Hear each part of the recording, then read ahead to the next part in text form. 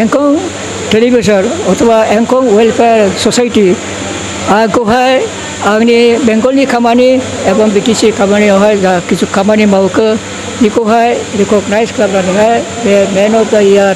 बे मोनसे एवार्ड आंनो होबाय बेनि थाखाय आं बिथांमोनखौहाय गोसो गोरबोजों साबायखर होबाय आरो बे बान्थाखौ मोननानै आं जोबोद खुसि मोनदों खारना आं बिनि सिगां जेसब बान्था मोनदों बेफोर जाबाय आंनि गावनि खामानि गभर्नमेन्टनि खामानि बेफोरनि थाखाय मोननाय जादों किन्तु बे गावनि हारिनि जेटा रिकगनिशन गावनि हारिनि गुनैहाय बड'नि गुनै जे खामानि मावनानै जेटा रिकगनिशन दिनै बे बड'लेण्ड एंखंआ आंखौ बेखौहाय रिकगनाइज खालामनानैहाय बे बान्थाखौ आंनो जासिबाय बेनि थाखाय आं जोबोद खुसि जादों जोबोद गोजोन्थों मोनदों। दा बर' समाजनि नोंथाङा मा फोरमायनो सानदों बेखौ बुंनानै होबा मोजां नामा? बेंगलाव बर' समाज बे बेबो मोनसे ससियेल वेलफेयार अर्गानाइजेसन दा बेयावबो जों मावगासिनो दङ बिनिफ्रायनो जों इनिशियेटिभ लानानैहाय बेवहाय जों गावनो सरकारा माला खालामनाय माला खालामा माला रिकगनाइज खालामनाय माला पटन पाटन सुरु खालामनाय बेफोरखौ जों खोथानो हास्लाबा बे सरकारनि पलिसि बियो दा बेवहाय जोंनो आरो देरि खालामनो हालिया नाथाय नालाय जोंनो भाषानो थानाय नंले जातियाबो थानाय नङा ओंखायनो जोंनो साननानै मोनसे जेनेरेल कनसेनसास लानानैहाय बे खामानिखौ जोंनो बे सरकारि भाबे सुरु खालामनायसै होननानैहाय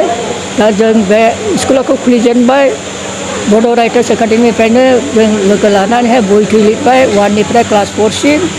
आरो बिटिसिनिफ्राय किछु आर्थिक साहाय्य फाइनान्सियेल एसिस्टेन्ट बेखौबो मोननानैहाय जों दा बेवहाय 138टा स्कुलखौहाय बड' सालायगोनखौहाय आरो 138 जन टिचार लागायनानै बे आरियाखौहाय सालायगासिनो दङ ओमफ्राय बेखौहाय गोख्रैनो जाहाथे जों सरकारनिफ्रायहाय बेखौ मोनथों होननानैहाय आरोखि माने सरकारा जाहाथे बे दायित्वखौ लाथों सरकारनि आखायाव होननानै जों सरकारजोंहाय बेखौ सावरायगासिनो दं मेम'रेन्डाम होगासिनो दं। बेसेबां पपुलेसन दं बेंगलाव? बेंगलावहाय दा 3,55,000 3,55,000 दङ किन्तु पपुलेसनाव जोंनिया जे सेन्सास रिपर्टआ एसे भुलभाल दङ भ्रान्ति लास्ट सेन्सासआबो अनेक खम दिन्थिदों मात्र 42,000 दिन्थियो बे एकदम टटेलि रं खारन बेवहाय मा जायो होनब्ला जोंनिया सारनेमफ्रा बदलायजोब्बाय आंबो समफ्रामारिमोन दा मण्डलनिसै मण्डलालाय बेंगलि सारनेम जाहैबाय सुब्बा लिरनो सुब्बाफ्राबो नेपालि जाहैबाय ओमफ्रायनो ब्रह्म लिरनो ब्रह्मफ्राबो बाङालि जाहैबाय ओमफ्रायनो दा गोबांनो बाद थाङो बे सेन्सास रिपर्टआवहाय दा बेबायदिखाय जों मोनसे आरो निजेजों सार्भे खालामनो नागिरदों दा बेवहाय